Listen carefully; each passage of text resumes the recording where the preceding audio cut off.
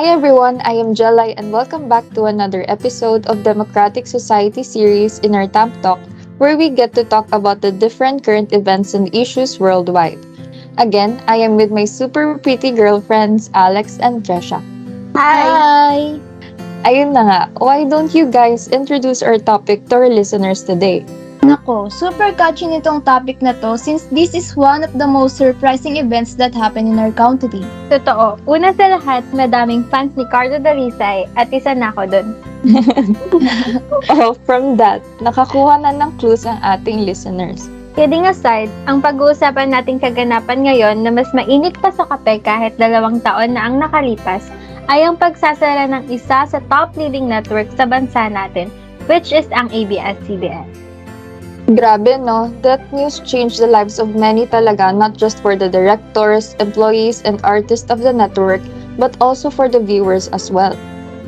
Aside from the fact that it served us well in providing the best media, entertainment, and news, we cannot deny that it helped a lot of people, which is the unfortunate part of that situation. Actually, one of the most controversial issues na kaakibat nito ay ang pagkakait ng press freedom para sa bansa.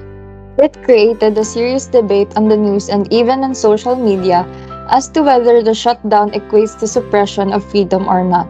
Kayo ba guys, ano bang opinion nyo regarding this? First of all, let's talk about the reason behind the shutting down of ABS-CBN. Para sa kaalaman ng lahat, makakakuha lamang ng franchise ang company with the approval of legislation. Sa case ng ABS-CBN, of course, aware sila na mag-expired na ang franchise nila. The Congress also filed 12 bills seeking for the renewal. It's just that there were many obstacles for them to approve it, and one of which was our former president, Rodrigo Duterte. Okay. So since President Duterte already entered the picture, I'd like to reiterate na rin na mainit talaga siya sa network since then. Going back last 2017, the president said that he would not allow them to renew the franchise because according to him, they did not air his paid campaign ads during the 2016 election. Hindi lang yan, he also claimed that ABS-CBN spreads fake news about him. And all of this reason sounded like personal, which I think is not valid to prevent the network from renewing their franchise. Same here. Anyways, aware rin ba kayo na nag-shutdown din ng ABS-CBN noong 1972? Yes, during the declaration of martial law. The military took over the network's operation and suspended it.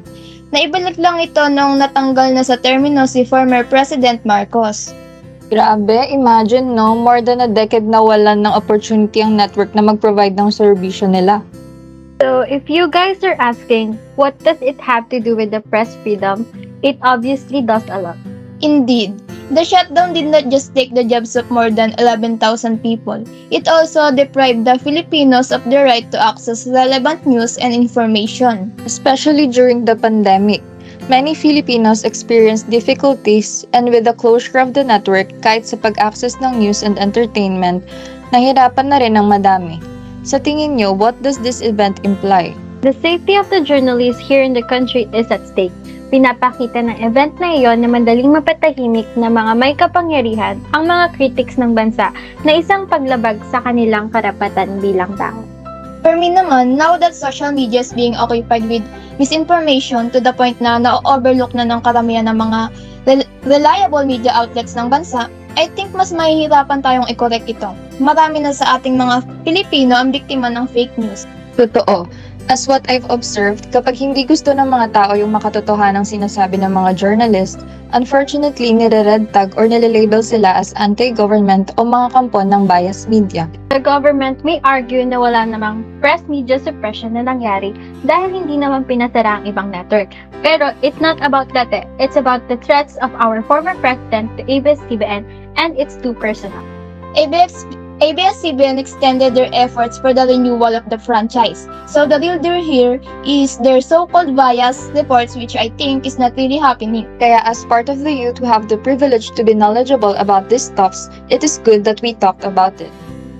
Kaya nga it is important for us to be aware dahil hindi lang ang democracy and freedom of speech ang nakasalalay dito, kundi ang pagiging makatotohanan ng impormasyong pinapamahagi sa mga mamamayan. Yes, our country can still surpass this. We can do better. We can make a change. I can't afford to live in a country where fake news prevails. As Gen Zs, we should at least care about this type of issues because these issues undeniably affects the lives of many people of our countrymen. And maraming journalist ang nawalan ng pagkakataon na ipakita ang kanilang galing at katapatan sa kanilang larangan. Maraming tao rin ang nawalan ng pagkakakitaan. At maraming manonood ang nawala ng chance na makita si Cardo. Ha? Masyado na kasi tayong nag-iinit sa topic.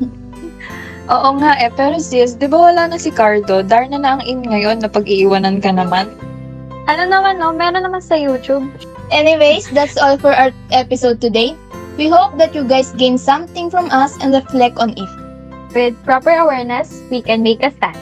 Again, I am Alec. I'm Jalai. And this is Shasha. Stay tuned for our next serious chit-chat episode here on TamTalk. Bye! Bye!